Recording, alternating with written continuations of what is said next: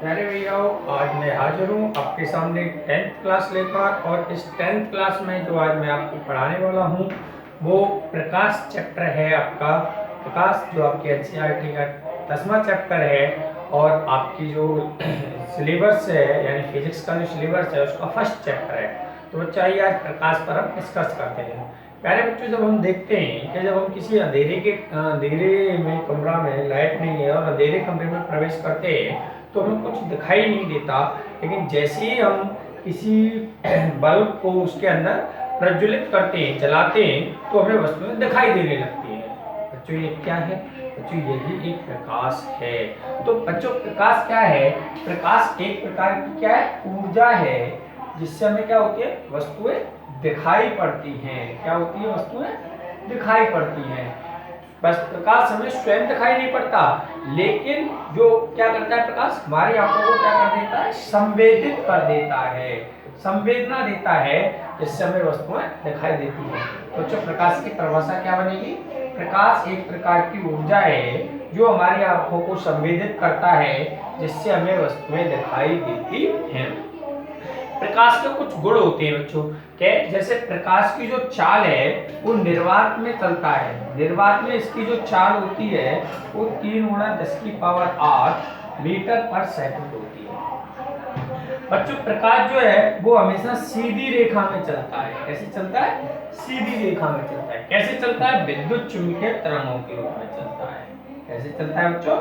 विद्युत चुम्बकीय तरंग के रूप में। तो ये प्रकाश के गुण हैं। प्रकाश कैसा है? निर्वात में चलता है, प्रकाश सीधी रेखा में चलता है, विद्युत चुम्बकीय तरंगों के रूप में चलता है, और इसकी जो चाल है वो 3 × 10⁸ मीटर पर सेकंड होती है। जो हमारा दृश्य प्रकाश होता है प्यारे बच्चों, जिसको जो हमें दिखाई देता है, दृश्य प्रकाश जो होता है, जो उसकी वेवलेंथ होती है यानी तरंगदैर्घ्य जो होती है, वो जो हमें जो प्रकाश दिखाई देता है 3900 एंगस्ट्रॉम से 7800 एंगस्ट्रॉम का प्रकाश हमें दिखाई देता है। तो मैंने आपको प्रकाश के गुण बता दिए। प्रकाश कैसा है? एक ऊर्जा है। क्या करता है? आपको को संवेदित करता है, जिससे हमें वस्तुएं दिखाई देती हैं। निर्वात में इसकी चाल 3 × 10⁸, सीधी रेखा में चलता है, विद्युत चुम्बकीय तरंगों के रूप में चलता है। दृश्य प्रकाश में तरंगदैर्घ्य होती है जो 3900 से 7800 एंगस्ट्रॉम तक होती है। प्रकाश के अंदर परावर्तन, अपवर्तन, दुर्बण, व्यतिकरण, विवर्तन आदि घटनाओं का हम अध्ययन करते हैं। तो बच्चों आज जो हम आपके सामने अध्ययन करेंगे वो करेंगे प्रकाश का परावर्तन, रिफ्लेक्शन ऑफ लाइट। प्यारे बच्चों, एक चित्र के द्वारा मैं इस प्रकाश के परावर्तन को आपको समझाने का प्रयास करता हूँ। देखिए बच्चों, आपने देखा होगा जब मैं अगर किसी दर्पण यानी आपके यहाँ जो नॉर्मल दर्पण होते हैं, आपके यहाँ जैसे कोई घड़ी है, उसको अगर हम ऐसे प्रकाश में करते हैं तो उसका हमें दूसरा प्रतिबिंब सा दिखाई देता है, यानी हमें उसका छाया या कुछ प्रतिबिंब दिखाई देता है। ये हमारा रिफ्लेक्शन ऑफ लाइट है, प्रकाश का परावर्तन है। प्रकाश का परावर्तन क्या होता है? जब प्रकाश किसी चिकने तल से टकराकर वापस उसी माध्यम में लौट आता है तो इस घटना को प्रकाश का परावर्तन कहते हैं। जब कोई प्रकाश किरण किसी चिकने तल से टकराकर वापस उसी माध्यम में लौट आती है तो इस घटना को प्रकाश का परावर्तन कहते हैं।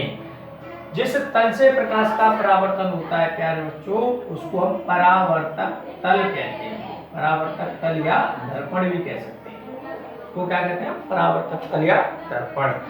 जो किरण प्रकाश के परावर्तक तल पर आकर गिरती है या आकर टकराती है उसे हम आपतित किरण कहते हैं। प्यारे बच्चों क्या कहते हैं? आपतित किरण, रिफ्लेक्ट। ये इसको इंसिडेंट रे कहते हैं, इंसिडेंट रे यानी आपतित किरण कहते हैं। जो किरण आपतित किरण परावर्तक तल के जिस बिंदु पर आकर टकराती है उसे आपतन बिंदु कहते हैं, और जो किरण टकराकर वापस उस माध्यम में लौटती है उसे परावर्तित किरण कहते हैं।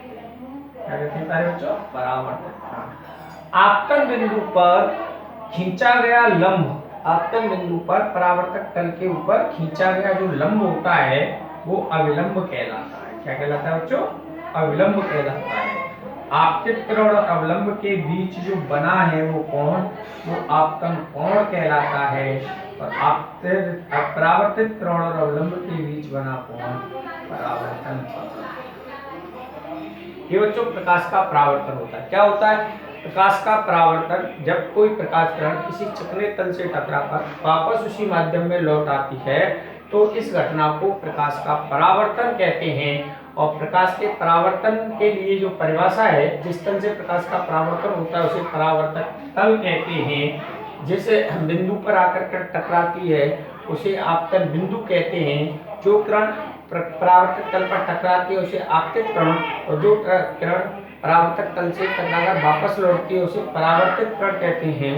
आपतन बिंदु पर खींचे गए लंब को अविलंब कहते हैं। अविलंब और आपतित किरण के बीच बने कोण को आपतन कोण कहते हैं। अविलंब और परावर्तित किरण के बीच बने कोण को परावर्तन कोण कहते हैं। प्यारे बच्चों, प्रकाश का परावर्तन आपकी समझ में आ गया होगा। इसके बाद बच्चों परावर्तन के नियम होते हैं। बच्चों परावर्तन के दो नियम हैं। परावर्तन के नियम, ठीक है बच्चों, law of reflection, two law of reflection होते हैं, यानी दो नियम होते हैं। नंबर एक आपतित किरण, नंबर एक आपतित किरण परावर्तित किरण तथा आपतन बिंदु पर अविलंब। आपतित किरण, परावर्तित किरण तथा आपतन बिंदु पर अविलंब तीनों एक ही तल में होते हैं। तीनों एक ही तल में होते हैं। ये पहला नियम है बच्चों। देखिए समझने का प्रयास करेंगे। ये आपतित किरण, ये परावर्तित किरण और आपतन बिंदु पर अविलंब तीनों आपको एक ही तल में दिख रहे हैं, दो ही तल में दिख रहे हैं, यानी ये तीनों एक ही तल में होते हैं। दूसरा जो कहता है कि आपतन कोण सदैव परावर्तन कोण के बराबर होता है। इंसिडेंट एंगल सदैव रिफ्लेक्टेड एंगल के बराबर होता है, अर्थात कोण I बराबर कोण R। आपतन कोण सदैव परावर्तन कोण के बराबर होता है। ये बच्चों क्या हो गया आपका आपतन कोण यानी परावर्तन के नियम है, वो दोनों नियम मैंने आपको समझा दिया। इसके बाद बच्चों आता है प्रतिबिंब। क्या होता है? प्रतिबिंब होता है बच्चों, ये प्रतिबिंब, इमेज, यानी जब कोई प्रकाश किरण एक बिंदु से चलकर दूसरे बिंदु पर कोई भी मिलती है, यानी जब कोई प्रकाश किरण, जैसे मैंने बताया दर्पण से अगर हम किसी से मिलाएंगे तो उसकी परछाई जो मिलती है, मेरे हाथ की परछाई बोर्ड पे पड़ रही है, यानी जब कोई प्रकाश किरण किसी एक बिंदु से चलकर दूसरे बिंदु पर मिलती है या मिलती हुई प्रतीत होती है तो उस दूसरे बिंदु को पहले बिंदु का प्रतिबिंब कहते हैं। ये दो प्रकार का होता है, नंबर एक रियल यानी वास्तविक, नंबर दूसरा इमेजिनरी यानी काल्पनिक यानी आभासी। यानी वास्तविक कब होता है? जब किरण मिलती हुई प्रतीत होती है तो वास्तविक होगा, और जब मिलती हुई प्रतीत होगी तो आभासी होगा, और जब मिलती है तो वो वास्तविक होता है। ये प्रतिबिंब होता है। बच्चों यहाँ बार बार शब्द आ रहा है दर्पण। अब मैं आपको दर्पण बताता हूँ। दर्पण क्या होता है? दर्पण बच्चों हम सब सुबह जब नहाके फ्रेश होके नहाके देखते हैं तो अपने हेयर जब जिसमें कॉर्निंग करते हैं यानी हेयर बाल काटते हैं तो वो क्या होता है, हमारे सामने एक दर्पण होता है ना। सभी के घर में सिंपल होता है समतल दर्पण, जिसको हम क्या बोलते हैं? समतल दर्पण। यानी दर्पण क्या होता है? दर्पण एक कांच की प्लेट होते हैं जिसके एक ओर कलई और दूसरा तल कैसा होता है? परावर्तक तल होता है। कैसा होता है बच्चों? परावर्तक तल। इधर क्या होती है? कलई या रेड ऑक्साइड का पेंट, रेड ऑक्साइड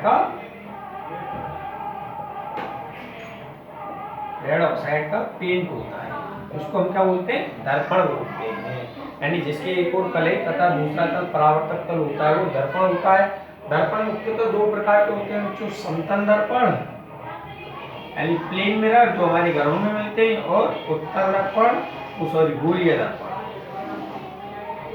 बच्चों समतल दर्पण कौन से होते हैं? यानी वो ये कांच एक समतल प्लेट होते हैं जिसके एक ओर कलई होती है, दूसरा तल परावर्तक तल होता है, समतल दर्पण कहलाते हैं। दूसरा होता है गोलीय दर्पण, कांच के गोले के कटे भाग, ऐसे दर्पण जो कांच के गोले के कटे भाग होते हैं जिनके एक ओर कलई तथा दूसरा तल परावर्तक तल होता है, वो हमारे क्या कहलाते हैं प्यारे बच्चों? गोलीय दर्पण कहलाते हैं। क्या कहलाते हैं प्यारे बच्चों? गोलीय दर्पण कहलाते हैं। यानी जिसके एक और कलई, जैसे मैंने अभी एक और कलई कर दी है, एक कांच का कटाव आ गया, ये क्या कहलाते हैं? गोलीय दर्पण। ये दो प्रकार के होते हैं बच्चों, यानी जिनके उभरे हुए भाग पर कलई और दबा हुआ भाग परावर्तक तल होता है उसे हम बोलते हैं उत्तल दर्पण। उसको क्या बोलते हैं? उत्तल दर्पण। यानी ये वाला जो दर्पण है, यानी जिसके दबे हुए भाग पर कलई और उभरा हुआ भाग परावर्तक तल होता है उसे बोलते हैं उत्तल दर्पण।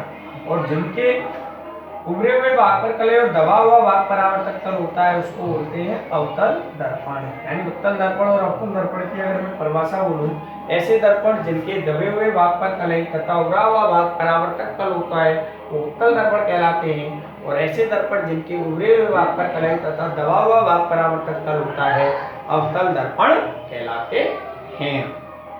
इनसे संबंधित कुछ परिभाषाएं होती हैं जो मैं आपको बताने का प्रयास करता हूँ।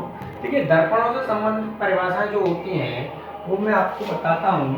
यानी दर्पणों से संबंधित परिभाषा होती है, वो होता है दर्पण का ध्रुव। इसी से मैं आपको समझाने का प्रयास करता हूँ। पहला होता है वक्रता त्रिज्या या वक्रता केंद्र ले लेते हैं। पहले एक होता है वक्रता केंद्र, सेंटर ऑफ कर्वेचर। क्या होता है? गोलीय दर्पण कांच के जिस गोले के कटे भाग होते हैं, गोलीय दर्पण कांच के जिस गोले के कटे भाग होते हैं उसका जो केंद्र होता है, उसका केंद्र जो होता है वो गोले का वक्रता केंद्र कहलाता है। गोलीय दर्पण कांच के जिस गोले के कटे भाग होते हैं उसका केंद्र दर्पण का, गोलीय दर्पण का वक्रता केंद्र कहलाता है। ऐसी वक्रता त्रिज्या होती है।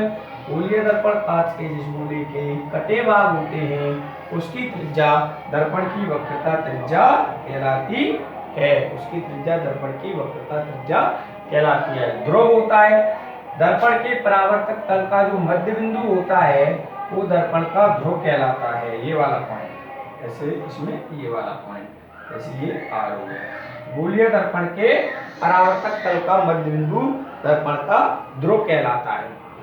मुख्य अक्ष होती है बच्चों। मुख्य अक्ष क्या होती है? दर्पण के ध्रुव तथा वक्रता केंद्र को मिलाने वाली रेखा को दर्पण की मुख्य अक्ष कहते हैं। ये दर्पण के ध्रुव तथा वक्रता केंद्र से होकर जाने वाली और उनको मिलाने वाली रेखा को दर्पण की मुख्य अक्ष कहते हैं। इसे सीपी से प्रदर्शित कर देते हैं, प्रिंसिपल एक्सिस, सीपी।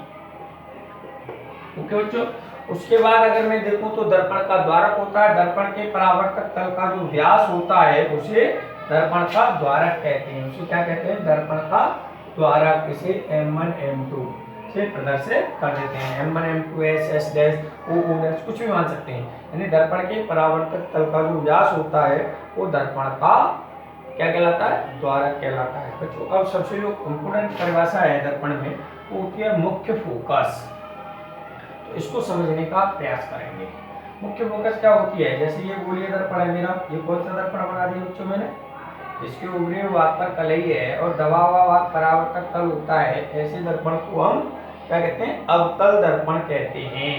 यानी गोलीय दर्पण की गोलीय दर्पण की मुख्य अक्ष के समांतर आने वाली प्रकाश किरण दर्पण से परावर्तन के पश्चात मुख्य अक्ष के जिस बिंदु पर मिलती है या मिलती हुई प्रतीत होती है उसे दर्पण का मुख्य फोकस बिंदु कहते हैं। ये मैं इसकी परिभाषा बोल रहा हूँ, मुख्य फोकस। एक बार पुनः सुनेंगे। गोलीय दर्पण की मुख्य अक्ष के समांतर आने वाली प्रकाश किरण दर्पण से परावर्तन के पश्चात मुख्य अक्ष के जिस बिंदु पर मिलती है या मिलती हुई प्रतीत होती है उसे दर्पण का मुख्य फोकस बिंदु कहते हैं। उसे दर्पण का मुख्य फोकस बिंदु कहते हैं। इसे F से प्रदर्शित करते हैं। इसे किससे प्रदर्शित करते हैं? F से प्रदर्शित करते हैं। ठीक है। और दर्पण के ध्रुव से मुख्य फोकस तक के बीच की दूरी को दर्पण की फोकस दूरी कहते हैं। दर्पण के ध्रुव से मुख्य फोकस बिंदु तक के बीच की दूरी को दर्पण की फोकस दूरी कहते हैं। क्योंकि फोकस तल दर्पण के मुख्य अक्ष के लंबवत तथा फोकस बिंदु से ऊपर जाने वाले तल को फोकस तल कहते हैं। ये मैंने आपको दर्पण से संबंधित कुछ परिभाषाएं बता दी। अरे बच्चों, फिर इसके बाद जो आता है वो आता है प्रतिबिंब बनाने के नियम। ये बच्चों, हमें अगर किसी दर्पण से प्रतिबिंब खींचना है तो उसके कुछ नियम हैं। प्रतिबिंब बनाने के जो नियम है वो 3 होते हैं।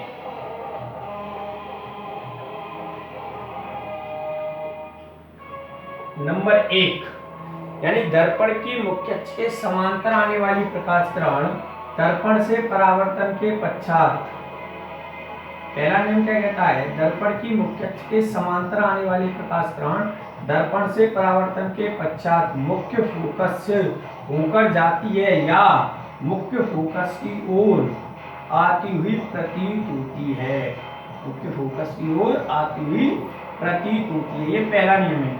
दर्पण की मुख्य अक्ष के समांतर आने वाली प्रकाश किरण दर्पण से परावर्तन के पश्चात मुख्य फोकस से होकर जाती है या मुख्य फोकस की ओर आती हुई प्रतीत होती है। ये पहला नियम होता है बच्चों। दूसरा नियम क्या होता है बच्चों, दर्पण के मुख्य फोकस से होकर जाने वाली प्रकाश किरण, दर्पण के मुख्य फोकस से होकर जाने वाली प्रकाश किरण, दर्पण के मुख्य फोकस से होकर जाने वाली प्रकाश किरण दर्पण से परावर्तन के पश्चात मुख्य अक्ष के समांतर हो जाती है या दर्पण के मुख्य फोकस की ओर आती हुई प्रतीत होने वाली प्रकाश किरण दर्पण से परावर्तन के पश्चात मुख्य अक्ष के समांतर हो जाती है। ये दर्पण का दूसरा नियम होता है। तीसरा नियम होता है दर्पण के वक्रता केंद्र से होकर जाने वाली प्रकाश किरण या वक्रता केंद्र की ओर आने वाली प्रकाश किरण बिना मुड़े परावर्तन के पश्चात अपने मार्ग पर वापस लौट आती है। ये बच्चों मैंने नियम बना दिए, इसकी नियम की सहायता से हम कोई भी प्रतिबिंब खींच सकते हैं। अगले वीडियो में देखेंगे। अगली वीडियो में मिलते हैं आपसे। Thank you all of you.